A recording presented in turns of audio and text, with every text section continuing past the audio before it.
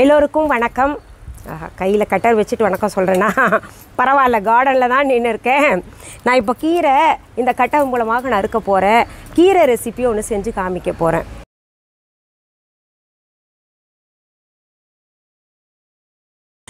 அதாவது நம்ம மொட்டை மாடி தோட்டத்தில் கீரை நல்லா வளர்ந்துருச்சுங்க. இப்போ நான் வெட்டலைன்னு வைங்களேன், முத்தி போயிடும். சரியான பக்குவத்தில் இருக்குது ஆர்கானிக் கீரை. பாருங்களேன், என்ன தளதளன்னு இருக்குல்ல. இந்த கீரை விதை நம்ம viha.online இருக்குது, viha ஷாப்பில் இருக்குது. உங்களுக்கு கீரை விதைகள் இல்லை மற்ற பிளான்ஸ் வேணும்னா, விதைகள் வேணும்னா நம்ம viha.online ஷாப்பில் வாங்கிக்கலாம். இந்த செடி வேணும்னா நம்ம viha ஷாப்புக்கு நேரடியாக வந்து வாங்கலாம். வெத்தலை கொடி நிறைய பேர் கேட்டிருந்தீங்கல்ல, அதெல்லாம் வந்து நேரில் வாங்க, குரியரில் அனுப்ப முடியாது. இன்னொன்று கருமஞ்சளும் நாங்கள் தர்றோம், வந்து வாங்கிக்கோங்க. சரி, இப்போ நான் வந்து கீரை இந்த கட்டர் வச்சு நறுக்கிக்கிறேன். இன்றைக்கி என்னடா உங்கள் வீட்டுக்கார் சமையலுக்கு வரலையா அப்படின்னு கேட்டிங்கன்னா, அவருக்கு வேறு வேலை வந்துருச்சுங்க. அதனால் இங்கே பாருங்க, வேரோடவே டாடா இதில் இருக்கிற மண்ணை நம்ம இதுலேயே தட்டிக்கலாம். அப்புறமே நான் சரி செய்துப்பேன். அதை என்ன உரம் மண் இல்லையா, வேஸ்ட் பண்ணக்கூடாது. அதனால் இங்கே பாருங்கள், நான் இப்போ பறித்தது கிட்டத்தட்ட ஒரு கட்டு, நல்லா ஒரு பிடி எடுத்திருக்கேன். நல்லா நீளமான தண்டு அப்படியே எடுத்துட்டேங்க. அந்த தண்டு நம்ம கடையில் வாங்கினா எவ்வளோ முத்துனதாக இருக்கும்ல. இங்கே பாருங்கள், இது எவ்வளோ எலஸாக இருக்குது. அப்படியே ஒடிச்சா அப்படியே ஒடிக்கலாம். ஆர்கானிக் கீரை என்னதான் இருந்தாலும் நம்ம விளை வச்சதில் அவ்வளோ மகிழ்ச்சி இருக்குது இல்லையா.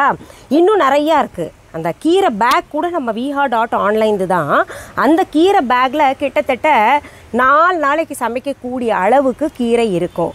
சரி, இப்போ நம்ம இதை அலசிட்டு அரிய ஆரம்பிச்சிடலாம். இப்போது நான் இதை அலசிக்கிறேன். நல்லா அலசிட்டு அப்புறம் நறுக்கிக்கலாம். இப்போது அலசின கீரையில் இருக்கக்கூடிய தண்ணி வடிகட்டணும் இல்லையா, அதனால் வடிகட்டியில் அப்படியே போட்டு வச்சுக்கலாம். ஒரு 2 நிமிஷம் தண்ணி நல்லா வடியட்டும். பாருங்கள், பூச்சி சுத்தமாக இல்லை, பூச்சி பொட்டு இல்லாத கீரையை பறிச்சிருக்கோம் நம்ம. இதுக்கு ஆர்கானிக் பெஸ்ட்டு கூட நம்ம viha.online கொடுக்க போகிறேங்க சீக்கிரத்தில்.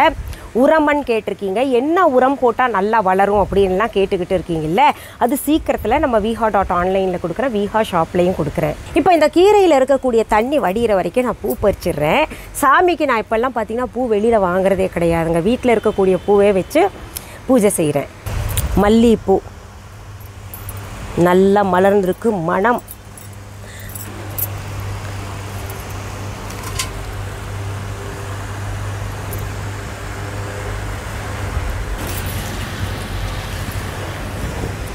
இந்த பிராஸ் பூ கூட நம்ம viha.online இருக்குது, viha ஷாப்பில் இருக்குது. வேணுங்கிறவங்க ஆர்டர் போடலாம். இதெல்லாம் பார்த்திங்கன்னா பழங்காலத்தில் சாமி கோயிலுக்கு போகும்போதும் இதில் எல்லாத்தையும் சாமிக்காக பூ பழம் எல்லாம் வச்சு எடுத்துகிட்டு போவாங்க. ரொம்ப நல்ல தரமான பிராஸை வேணுங்கிறவங்க வாங்கிக்கோங்க. நான் அடுத்தது செம்பருத்தி பறிக்க போகிறேங்க. பாருங்கள், பல வண்ணங்களில் செம்பருத்தி பூ. பிங்க்கும் டார்க் பிங்க்கும் கலந்தது. அப்புறம் பார்த்திங்கன்னா குட்டி செம்பருத்தி. அடுத்தது மஞ்சள் செம்பருத்தி எல்லாம் பாருங்கள், அசந்து போவீங்க. இன்னும் பல வண்ணங்களில் இருக்குது. இங்கே பாருங்களேன், எனக்கு இந்த நிறம் ரொம்ப பிடிக்கும். பாபாவுக்கு வைப்பேன். பாபாவுக்கு மஞ்சள் செம்பருத்தி ரொம்ப பிடிக்கும் இல்லையா, அதனால் பாபாவுக்காக இது வாங்கினேன் நான். மஞ்சளும் வெள்ளையும் கலந்துருக்கு, அதுலேயே 2 இருக்குது. சின்ன செடி, ஆனால் பாருங்கள் பூ எவ்வளோ பெருசு. இது பாருங்கள், சிகப்பு, இளம் சிவப்பு நிறத்தில் உள்ள நல்ல டார்க் சிகப்பு. இதுவும் இப்போது ரோஜா பூ பாருங்கள், நிறையா இருக்குது. இது வந்து அடுக்கு செம்பருத்தி மஞ்சள்லையே. இது மஞ்சளில் உள்ள பாருங்கள் சிகப்பு நிறம் இருக்குது. எத்தனை வண்ணங்களும். ரோஜாவும் பல நிறங்களில் இருக்குது. பறிக்கவே மனசு வர மாட்டேங்குது, அதனால் பறிக்கலை. நான் வந்து சாமிக்கு ரொம்ப தேவைப்பட்டால் அந்த பூவெல்லாம் எடுத்துப்பேன் எப்போவுமே. இப்போ எல்லாருமே வந்து முழு தோட்டத்தையும் சுற்றி காமிங்க அப்படின்னு கேட்டுக்கிட்டு இருக்கீங்க. கொஞ்சம் பொறுமையாக இருங்க, கட்டாயம் நான் காமிப்பேன். அப்பப்போ சமைக்கும்போது சின்னதாக நான் உங்களுக்கு காமிக்கிறேன் இல்லையா. முழு தோட்டத்தையும் புதியதாக வடிவமைச்சு வச்சுருக்கிறத நான் கூடிய சீக்கிரத்தில் காமிக்கிறேன். பாருங்கள், கூட நிறையா பூ எடுத்திருக்கோம், பல வண்ணங்களில் இருக்குது. இன்னும் நிறையா பூ இருக்குது. அடுத்தடுத்த எபிசோடில் நான் காமிக்கிறேன். சரி, இப்போது நம்ம கீரை ரெசிபி செய்யறதுக்கு பச்சை மிளகா தேவைப்படுது. அதனால் ஒரு 2 பச்சை மிளகாய் இதிலேருந்து கிள்ளிக்கலாம். பச்சை மிளகாய் எங்கள் வீட்டில் பார்த்திங்கன்னா எல்லா நேரத்துலையும் இருக்குது. நீங்கள் ஆச்சரியப்படுவீங்க, எப்படி பருப்புலெல்லாம் கூட இருக்குது. 2 பச்சை மிளகாய் நமக்கு போதும் எடுத்துக்கிட்டேன். கீரையில் இருந்த தண்ணி எல்லாம் நல்லா வடிஞ்சிருச்சு. இப்போ இது நறுக்கிக்கலாம். நம்ம பாருங்கள் எவ்வளோ எலசாக இருக்குது பாருங்கள். முடிஞ்சளவு நீங்கள் மொட்டை மாடியில் எங்கெங்கே இடம் இருக்கோ வராண்டாவில் அங்கெல்லாம் இந்த மாதிரி செடி வச்சுக்கோங்க. நாங்கள் 27 வருஷமாக இந்த செடியை வச்சு பராமரிச்சுக்கிட்டு வர்றோம் மொட்டை மாடியில். இப்போ யாரை பார்த்திங்கனாலும் மொட்டை மாடி தோட்டம் வைக்க ஆரம்பிச்சிட்டாங்க. அநேகமாக சென்னையில் முதலாக வைத்தது நாங்கள் தான். இப்போது நான் அடுப்பை பற்ற வச்சுக்கிறேன். இந்த கடாய் வந்து சூடாகட்டும். அதுக்குள்ளே நம்ம பறிச்சோம்ல பச்சை மிளகா, அதை நீள வாக்கா நான் நறுக்கி வச்சுக்கிறேன்.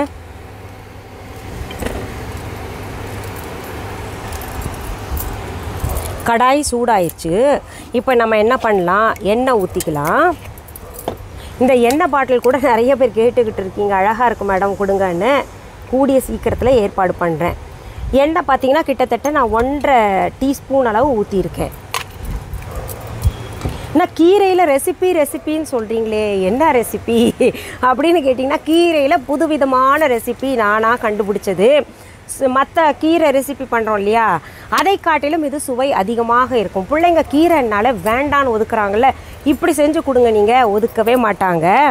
இப்போது எண்ணெய் சூடாயிடுச்சு. முதல்ல நான் கடுகை போடுறேன்.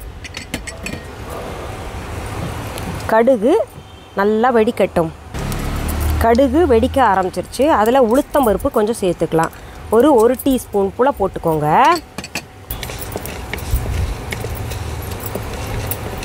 உளுத்தம் பருப்பு நல்லா செவக்க வந்தோடனே ஒரு மணம் வரும் பார்த்திங்களா, அந்த நேரம் பார்த்து 1/2 டீஸ்பூன் போல் சீரகம் போட்டுக்கோங்க.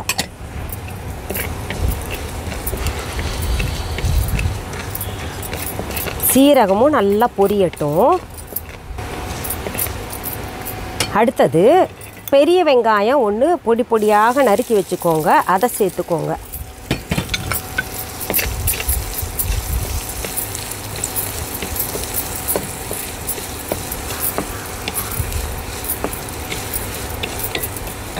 அடுத்தது அதில் சிகப்பு மிளகாய் 2, நம்ம பறிச்சோம் இல்லையா பச்சை மிளகாய் 2, இப்படி உடச்சி கீறி சேர்த்துக்கோங்க.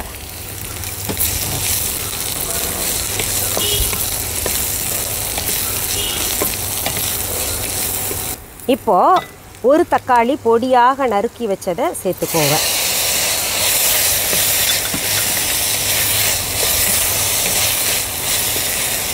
தேவையான அளவு உப்பு கொஞ்சம் போட்டுக்கோங்க.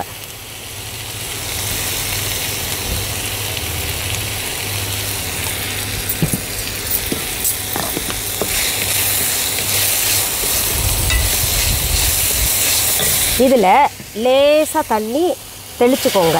அவ்வளோதான். சும்மா ஒரு 2 டீஸ்பூன் போல் தண்ணி ஊற்றிட்டு மூடி வச்சுக்கலாம். இந்த தக்காளி நல்லா குழையணும். இப்போது தக்காளி குழஞ்சிருக்கும் பாருங்கள், குழஞ்சிருச்சு. இதில் நம்ம என்ன பண்ணலாம், வெட்டி வச்சுருக்கோம் இல்லையா கீரை, இதை சேர்த்துக்கலாம். இப்போது இது வரைக்கும் உங்களுக்கு இது என்னடா இது நம்ம வழக்கமாக செய்கிற மாதிரி தானே, இது என்ன பெருசாக இவங்க செஞ்சு காமிக்கிறாங்க அப்படின்ற மாதிரி தோணும். இதில் புதுசாக நான் ஒரு ப்ராடக்ட் போட போகிறேன். அதாவது புதுசாக ஒரு காய்கறி சேர்க்க போகிறேன். இப்போது கீரையில் தண்ணி கொஞ்சம் நம்ம ஸ்ப்ரிங்கிள் பண்ணிக்கலாம். மூடி வைக்க போகிறதில்ல. கீரை வந்து மூடி வைக்கக்கூடாதுன்னு நிறைய பேர் சொல்லிகிட்டு இருக்காங்க இல்லையா, அதுக்கு காரணம் என்னென்னா அதில் கீரையில் ஏகப்பட்ட சத்து இருக்குது. அது மூடி வச்சோன்னா மீண்டும் அதில் சத்து போய் சேர்ந்து நமக்கு ஆகாதுன்ற ஒரு காரணமும் சொல்லுவாங்க. இன்னொன்று பார்த்திங்கன்னா, இப்போ கீரையில் பூச்சி இருந்ததுன்னா அந்த பூச்சியோடையே சமைக்க வேண்டிய ஒரு சூழல் ஏற்படும், திறந்தே வைக்கணும் அப்படின்லாம் சொல்கிறாங்க. எதுவாக ஏற்படும் பரவாயில்ல, நமக்கு கீரை வேகணும், அவ்வளோதான். இப்போது கீரை வெந்துருச்சு பாருங்கள். அடுத்தது ஒரு பொருள் சேர்க்க போகிறேன்னு சொன்னேன் இல்லையா, என்னென்னா உருளைக்கிழங்கு வேக வச்சு மசிச்சது சேர்த்துக்கோங்க, சுவையாக இருக்கும். பொதுவாக நம்ம என்ன பண்ணுவோம், ஒன்றா தேங்காய் பூ போடுவோம் இல்லையா. நான் இப்போ மசிச்ச உருளைக்கிழங்கு போட்டிருக்கேன். உருளைக்கிழங்கு ஒன்று எடுத்துக்கோங்க, வேக வச்சு அதை மசிச்சு இதில் சேர்த்துக்கிட்டு கடைசியில் என்ன பண்ணுங்கள், நம்ம வீஹா சாம்பார் தூள் நடுவில் எங்கே சுற்றி வந்தாலும் வீஹா சாம்பார் தூளில் நிற்கிறேன்ல, வீஹா ப்ராடக்ட்ஸில் வீஹா சாம்பார் தூள் இருந்தால் அதை சேர்த்துக்கோங்க. அப்படி இல்லைன்னா உங்கள்கிட்ட என்ன சாம்பார் பொடி இருக்கோ அதை சேர்த்துக்கோங்க. இவ்வளோ சேர்க்கணுன்னா ஒரு டீஸ்பூன்லேருந்து 2 டீஸ்பூன். ஏன்னா எங்கள் சாம்பார் பொடி நான் வந்து 1.5 டீஸ்பூன் சேர்த்துருக்கேன். இந்த மாதிரி செஞ்சு சாப்பிட்டு பாருங்கள், சுவையாக இருக்கும். கிழங்கு இருந்தாலே நம்ம பிள்ளைங்கள்லாம் விடுவாங்களா என்ன? அதை காமிச்சே நம்ம சாப்பிட வைக்கலாமே. கிழங்குல கார்போஹைட்ரேட் இருக்குது, கீரையில் ப்ரோட்டீன் இருக்குது. ரெண்டும் சேர்த்து நம்ம சாதத்தில் குழச்சி சாப்பிட வச்சோன்னு வைங்களேன், ரொம்ப பிள்ளைங்க விரும்பி சாப்பிடுவாங்க. அதில் ஒரு சொட்டு நெய் விட்டுருங்க, ஆஹாஹா பிரமாதமாக இருக்கும். ஓகே, இப்போது நம்ம அடுப்புலேருந்து இறக்கி வேறு பாத்திரத்தில் ட்ரான்ஸ்ஃபர் பண்ணிக்கலாம். ஆலு மசியல் பொரியல் ரெடி. ரொம்ப நல்லா இருக்குது. இந்த புதிய டிஷ்ஷை நீங்களும் செஞ்சு சாப்பிட்டு பாருங்கள், சுவையாக இருக்கும். கமெண்ட்ஸில் கமெண்ட் போடுங்க.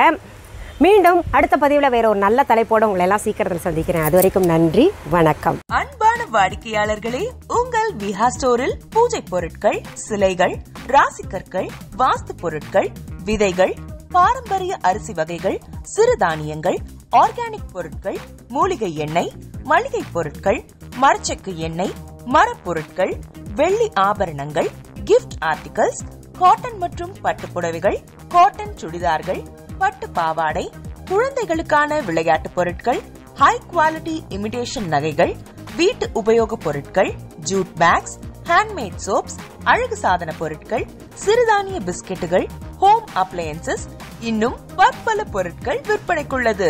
விஹா ப்ராடக்ட்களை நீங்கள் வாங்க விரும்பினால் அது எங்களுடைய viha.online வெப்சைட் மற்றும் சென்னை ராஜா அண்ணாமலைபுரத்தில் உள்ள எங்கள் விஹா ஸ்டோரில் மட்டுமே கிடைக்கும் என்பதை தெரிவித்துக் கொள்கிறோம்.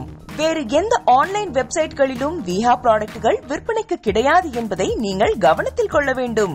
எங்கள் விஹா ஸ்டோரின் விலாசத்தை கண்டறிய கூகுள் மேப்ஸில் விஹா ஸ்டோர் என்று டைப் செய்தால் வழியை கண்டறியலாம். www.viha.online வெப்சைட்டிலும் விஹா ஸ்டோரின் அட்ரஸ் உள்ளது.